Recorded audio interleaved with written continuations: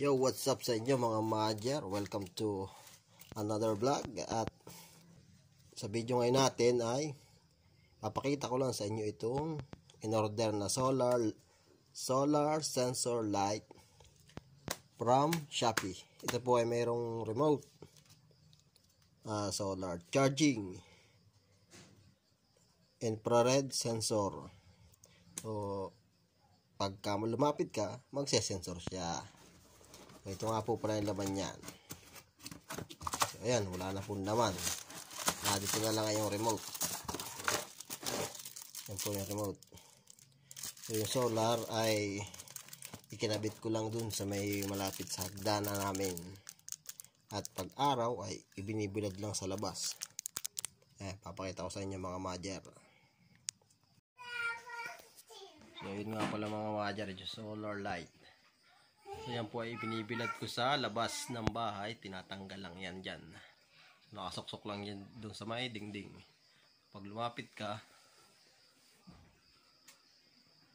nabubuhay na siya. So yan po ay dalawahan.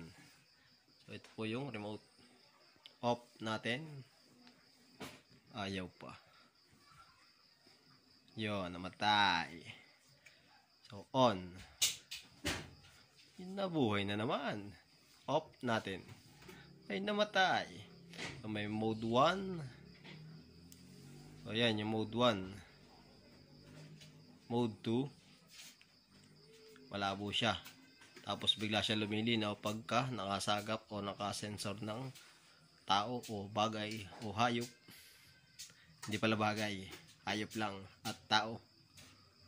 Mode 3. Yan, ganyan po siya, kalabo. So, off natin.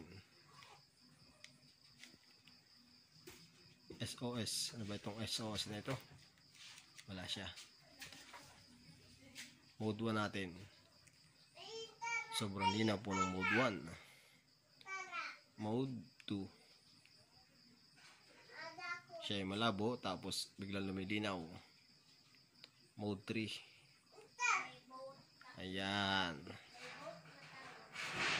Dito po siya sa may hagdan.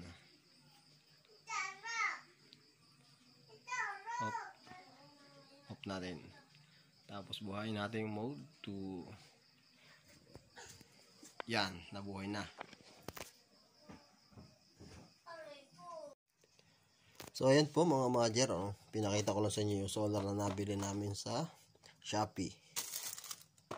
Ito po ay, ang presyo ay 215 yung original price.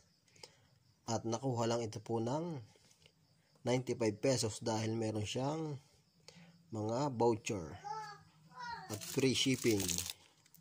Ayan po mga Madger, hanggang dito na lang ang ating video.